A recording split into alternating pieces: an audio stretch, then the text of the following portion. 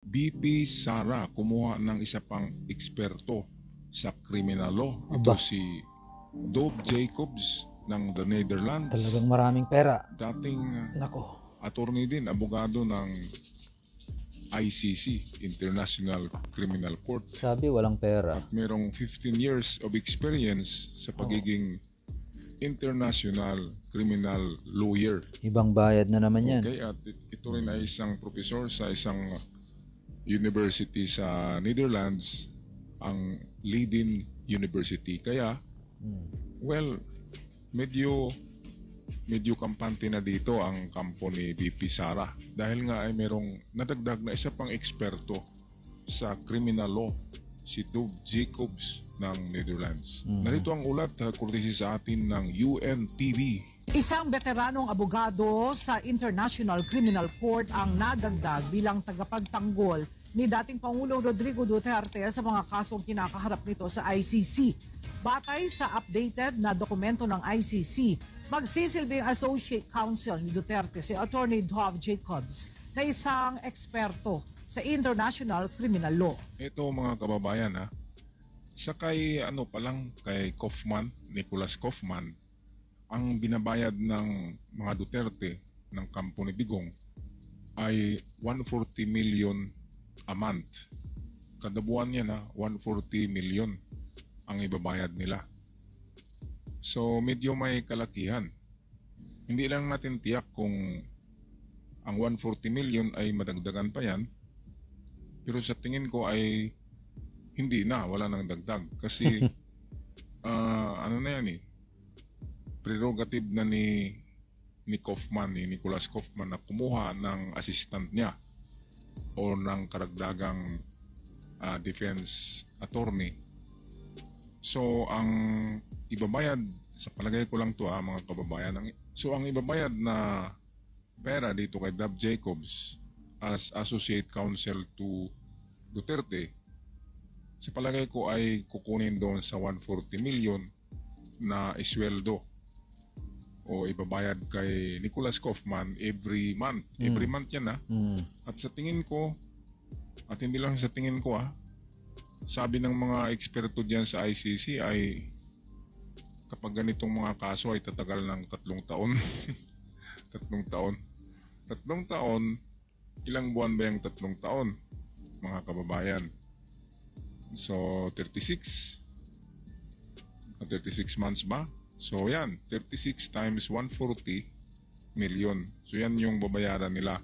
When win or lose, babayaran nila yung 140 million per month sa kada buwan. Grabe, no? Ngayon, kung hihingi ng karagdagang sweldo si Dov Jacobs, sabihin natin dahil sa sikat din na attorney, ay hihingi din siya ng 100 million per month. Naku po. Ay magiging 240 na, di ba? Laking pera niya per monthly. Ang babayaran ng mga Duterte. Pero maraming nagsabi na chicken feed lang daw yan. Dahil napakayaman daw talaga ni Digong. Hindi. At napakaraming nakatagong pera yan. Akala ko ba'y walang pera? Video na i-upload kung magkano yung mga bank accounts ni Digong na hindi dinidisclose. Yung nakatago lamang na yaman pinakita ni Trillanes sa mga interview. Oo, daming account. Hearing sa Congress nung nakaraang 2 buwan, drug money, yung galing sa drug lords na binigay kay Digong at kay BP Sara. So, marami-rami. Plus meron pa silang mga confidential fund. Diba? So marami-raming pera. Tamang-tama lang talaga pambayad yan sa attorney. Kaya medyo na dito si Panilo medyo na naglalaway si Panilo. Sabi ni Panilo, sa isip ko lang na sayang 140 million a month napunta sa mga puti, di ba? Napunta sa mga European lawyer, 140 million a month. Sana ay napunta yun kina Panilo at saka kay Medialdia. di ba? At iba pang attorney na mga Pilipino. Well, patuloy tayo sa balita courtesy sa atin ng UNTV. Sa kanyang LinkedIn account, mayroon ng 15 taong karanasan sa international criminal law at human rights si Jake Hobbs. At nagtatrabaho bilang defense trial lawyer sa ICC at assistant professor sa Leiden University sa the Netherlands.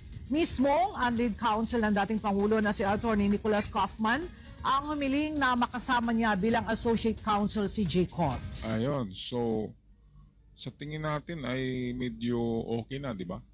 Parang may laban na si Digong sa ICC. Pero sa tingin ko ay hindi pa rin eh. Dahil sayang si Dab Jacobs ay ano yan, international criminal lawyer and human rights advocate yan, human rights advocate.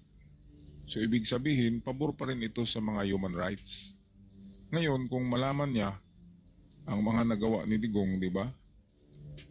Hindi pa kasi niya nalaman yan eh, na ganun pala katindi ang krimen, ang crime against humanity na ginawa ni Digong. Kapag nalaman niya yan sa presentasyon ng mga evidence ngayong September 23, kapag naipakita na yung mga ebidensya, ay siguradong magdalawang isip ito.